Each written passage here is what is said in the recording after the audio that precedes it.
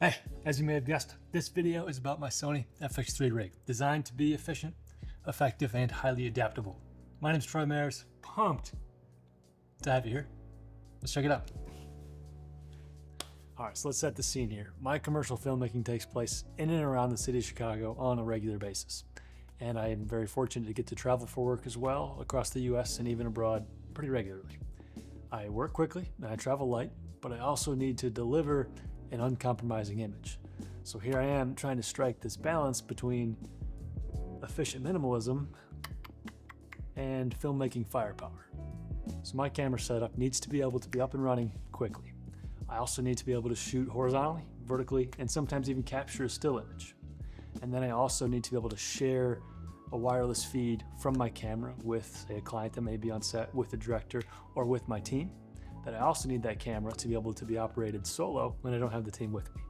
This camera rig system that I've landed on here really comes in 3 different iterations, and we're gonna go through each one of them. Each one builds upon the previous.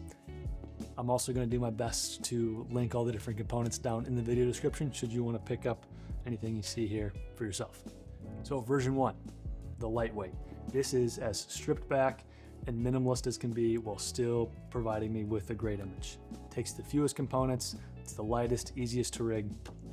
It is built upon the Sony FX3, as you may have guessed. My go-to lens in the lightweight kit here is the Sony 24-70 GM2. Great lens.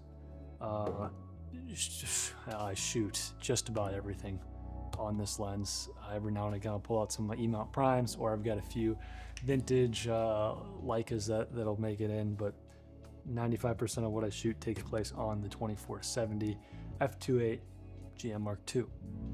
Permanently caressing my FX3 is the Falcam cage. I've really enjoyed this system for all the different ways that I can rig and mount things to the camera. Another reason this is the cage that lives on this camera permanently is the different attachment points on the bottom for tripod mounts. So Falcam has their own proprietary system, the F22, F38, and F50 systems for mounting to tripods, gimbals, or different rigging accessories, what have you. And you can find those all throughout the body. You can also slot this onto Arca Swiss heads as well as Manfrotto heads. So there's just never been a need for me to attach a separate tripod plate to the bottom of this camera at any given point, because I can attach it to just about everything. And it all just clamps right there on the bottom without needing anything else, and it's integrated into the rest of the system, so it stays flush, it's not getting in the way, snagging on anything, making it harder to pack away. You don't forget a tripod plate. Holy cow, I apparently am pretty passionate about that plate system. But this also wraps around, so we also get F38, F22 attachment points on the side, as well as an Arca Swiss attachment, again, built right into the frame of the camera. So now I can rig this vertically this way, horizontally this way, or vertically this way. Sometimes you just need that option, right? We're also gonna need media cards for this. I use 2 at any given point. The ProGrade 128 V90 cards have never failed me, and I set these up to simultaneous recording, so while I'm shooting, it's writing to both cards. On the top of my camera, I also have this little bubble level from Wooden Camera. It just screws right into a hole. That comes in handy more often than you might think. And then the last part of this lightweight kit is going to be my filtration. All of my lenses now have the Polar Pro Helix, what do they call these, the thread plate adapters on there. So this is permanently affixed to the camera, or to the lens, forgive me. And then when it's in the bag, I use their, basically like a lens cap. And then if I'm indoors or I don't need ND, then great, we're good. If I do find myself needing some ND, that's where the Polar Pro Helix VND comes into play. And it just doesn't get any easier than that. I mean, come on. You've seen these, you've thought about using them. Use them. They're pretty great. It's not sponsored by Polar Pro. Come on, that's a good idea. Then we need to get audio into our lightweight kit as well. This is going to be situation dependent. Generally, I'm rocking this Sony ECM-M1. It's a multi-interface shoe mic by Sony, and this is so great because it just slots right onto the MI shoe on top, and it gets power and it sends signal directly through those pins that are in that interface shoe. So there's no need for cable sticking out of the side or a battery. It's not going to die. There's not going to be a cable ripped out. Very, very much peace of mind when it comes to using this, and it just keeps everything nice, trim, and compact. I mentioned in the beginning, I needed to get a wireless video feed out to my clients, my team, whoever. That's where the iPad comes into play. I've talked about this before. Sony has it. This thing is nasty. Wow, do you able to maybe clean your screen sometime? So Sony has the monitor and control app for the FX3, and it's just great. I can get a live feed of the camera right here onto my iPad. I can control the whole camera. I can do focus pulls. I can see focus peaking, false color, what have you. All happens right here. Doesn't require cables, batteries, transmitters. The signal is good. It's snappy. Does exactly what I need it to do, just right here. And it doesn't get more lightweight than this. I use this exact setup on 80% of the jobs that I shoot. So that's that. Let's move on to a slightly larger setup, version 2, which is the middleweight. Good guess. And we're not adding too much to it in this situation. Primarily, we're going to drop on the XLR top handle that comes standard with the FX3. Now, I've got a great way to hold this. I much prefer being able to hold a top handle as opposed to something about like this. I find it to be a little bit more stable, certainly more comfortable, and I'm 6'6", so I'm often shooting, I'm shooting usually here-ish, so I find this to be more comfortable than this. So that's point number one of the middleweight setup. The other reason that I opt for this top handle here is to get this XLR mic. This is the Deity S-Mic 2S. Great shotgun mic. Also on this top handle, you're going to find some of the small rig accessories for the XLR top handle.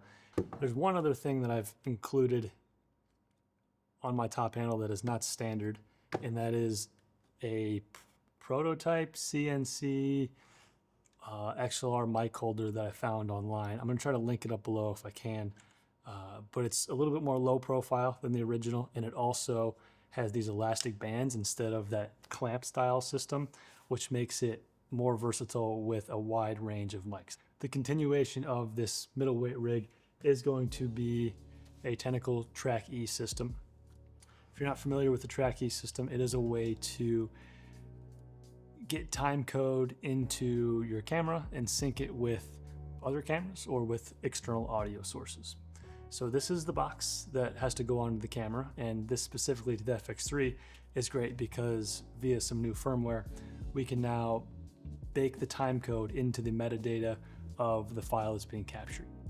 Traditionally, the Tentacle Sync system used audio time code to sync things up, and that works, especially if your camera doesn't have this ability to bake it into the time code itself or into the metadata itself. But one of the reasons I love the FX3 is for that very reason. So I can take this Tentacle Track E box, which has Velcro on one end, and I've permanently affixed a little bit of Velcro to the back of the monitor here. So I can slot that right there, and then it will plug directly into the USB-C slot there. Now we did add a cable and a potential point of failure. Kind of a bummer.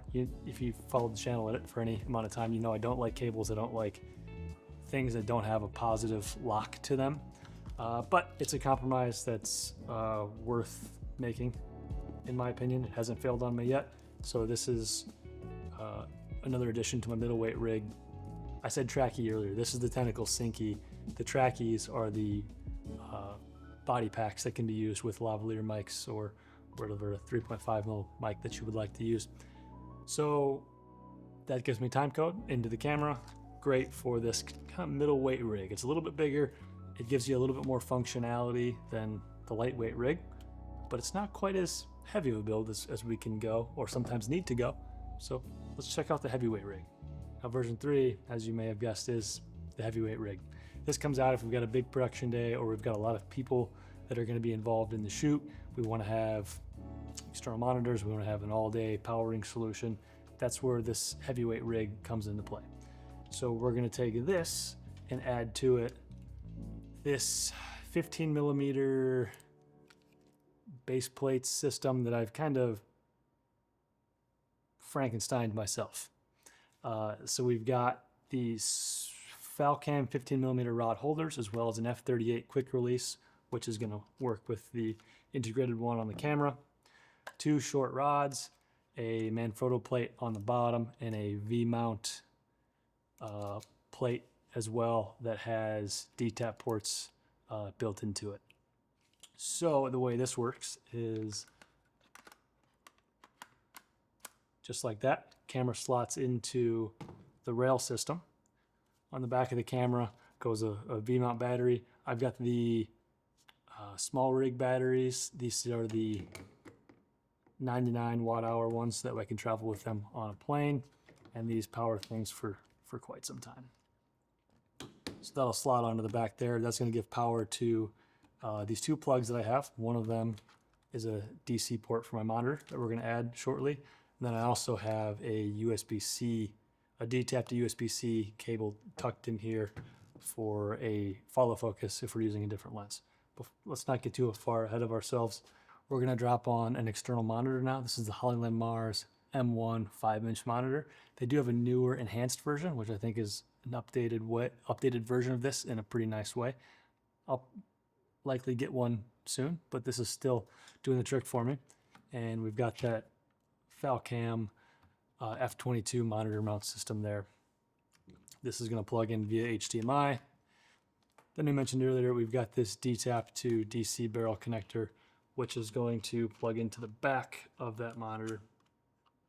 And now it's being powered by our V-mount battery. As long as I'm rocking the 24-70 lens, I'm not going to need a follow focus. But since we're here, if I was going to use, say, my set of Leica R vintage prime lenses, I'm going to use the Tilta Nucleus follow focus. That's going to slot in onto my rail system. I guess I should probably do this on a side that you can see. There you go. That will then power my follow focus. There you have it. All 3 iterations of my FX3 rig that allow me to do whatever it is that I do here. I did my best to drop all of the links to the components we talked about today in the description of the video. If you've got a question, let me know down in the comments. Thanks for hanging out. Thanks for watching the video. Happy shooting out there, and God bless.